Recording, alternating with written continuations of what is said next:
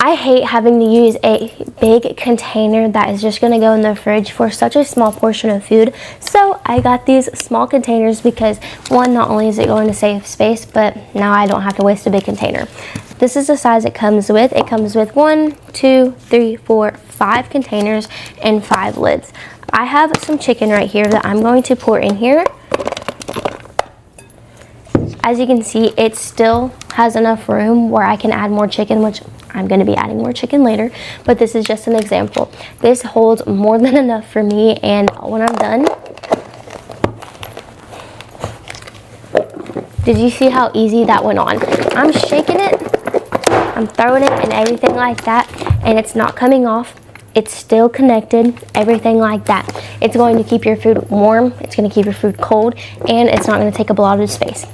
You get 5 perfect containers, and that, in my eyes, is the perfect amount. So if you're looking for some containers that are small and are going to save space and are good for small portions of food, this definitely is a great choice. I'm Kinsey, and I'll see you next time.